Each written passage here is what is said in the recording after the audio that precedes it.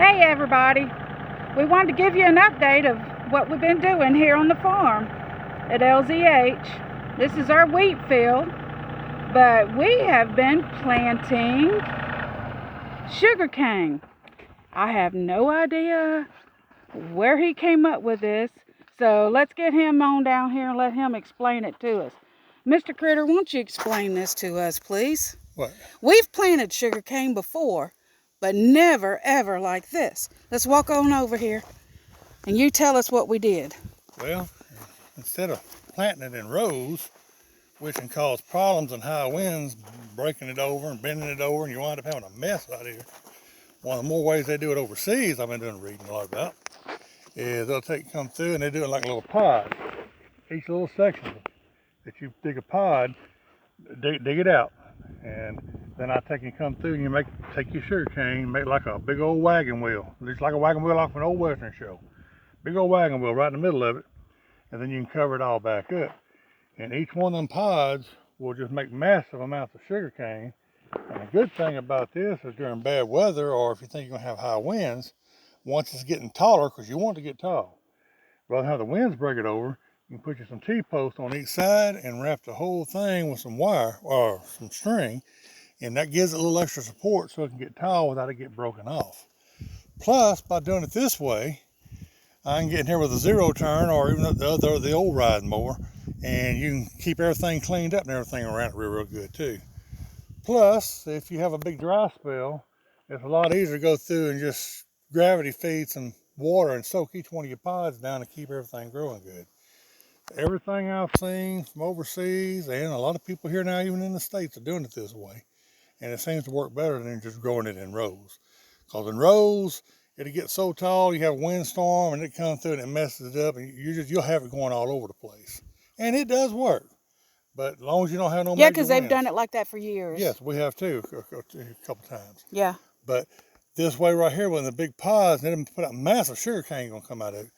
But you can come, like I said, you can come through and put you some T-posts down and wrap the whole thing in string. And protect it. It protects it, gives it some support as it gets. That way you can let it get real 10, 11, 12 foot tall or better. Right. And it makes them real nice. And we're going to be doing the what we saw on the YouTube about when you strip the, what do they call the all the leaves and everything off yeah, of it? and just leave it in between all of the sugarcane growing, and just leave it on the ground. Just cover it. And organic. Just let it just keep building up, and it adds to the soil. It helps preserve moisture in the ground. Adds to the biodiversity that's in the ground of the different critters and worms and bugs and stuff that will actually help turn a lot of this stuff into nutrients that your sugarcane can actually pull up, so it can grow. Right. Rather than having to use pesticides and just massive amounts of fertilizer. Right. But what I want to take and do this spring, I don't want to do it now. We are going to cheat.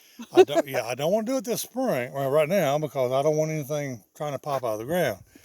But it'll be making a little bit of a root system. The next spring, it's going to pop up. But come springtime, I'm going to take and put the little single plow on it, and I'm going to come down on each side of it, or I might even just throw it around it. And I'm going to take a lot of our composted barn manure we got down there, goat, and it's everything from the barn. It's been composted real well. And I ain't got to worry about it being goat manure because it ain't going to burn it. And I can side dress all this really good, which really should make it take off. And put a little nitrogen to it and really make it green up and get tall for us. Okay, so we dug the tractor. We didn't. The tractor did. Yeah, Thank the Lord for the tractor. The front end of it. And we dug the hole, and then we laid the sugar cane that we cut out about 3 or 4 little nodes down. Yeah, about and then we did the root balls one. in the center of the... About 12, 13 inches long on a stick. And we did the root ball in the center of the wagon wheel. And then you covered it up, and then I took the tops. So the root ball in there too, yeah. Right, as the middle of the wagon wheel. Right. And then we took the tops and we cut them up and we laid them on top of them. It looks like a sugarcane graveyard, but what it is, so we know where the wagon wheel is. Yeah. That's the reason why. Now I'm fixing to throw some. When I bring the lawnmower out and mulch the leaves down there at the house real good, I'll blow them up in a big pile. And bring them up here and throw them on top. I just give them some cover to keep them warm through the wintertime good. Okay. I said next spring they should pop out of the ground and take off. And this time next year we'll be making syrup. So yay. and then the next year, like I said, we'll strip the leaves. Throw them on the ground. So everything goes on the ground, all the waste. And we'll pull the cane out of here. And then once you got it covered up, then you just leave it. The next year Pops back up, and then we'll be expanding to that side. Now, why did you disc this? I disc this over here. I didn't want to leave it smooth. Okay. If I leave it smooth, it has more of a tendency of dirt to want to wash off on you. And by busting it up a little bit with some grooves, it not only helps, it helps to hold moisture too. Water and fall down in it and sink down into the ground. Versus washing off. Rather than just washing off, Right. So, plus, we're getting ready for it to plant our onions. Yeah. We had a dickens of a time with that dang sickle pod down here this year. We finally got that mess gone. Yeah. Oh my gosh. So we got it all cleaned up. That's all turnips over here, and this is all wheat on this side. Now, hopefully the deer let us have some turnips. Well, we're gonna get all we want out of them, and then deer can have the rest. I'll take a disc, run down through the middle, chomp some of them up, and once some turnips start, what you don't use, once they start stinking real good, it'll bring deer in from 3 counties away. Yeah. But that's our wild plum trees over there that Bunny's checking out. You can get some get you some DOG, turnips. get over here. Get you some turnips and get some deer meat out of it too. Yep. All right. Well, y'all, this is what we've been doing here on the farm. Staying busy, naturally. That's what we do, stay busy. But hopefully we'll have some sugarcane next year. All right, time to go bust the other plot.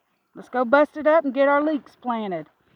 All right, hope everybody has a blessed day. I think you can plant them this time of year. I don't know. I don't know. We'll have to double check and see. I still want to bust that up over. Everybody have a blessed day. Bye-bye now.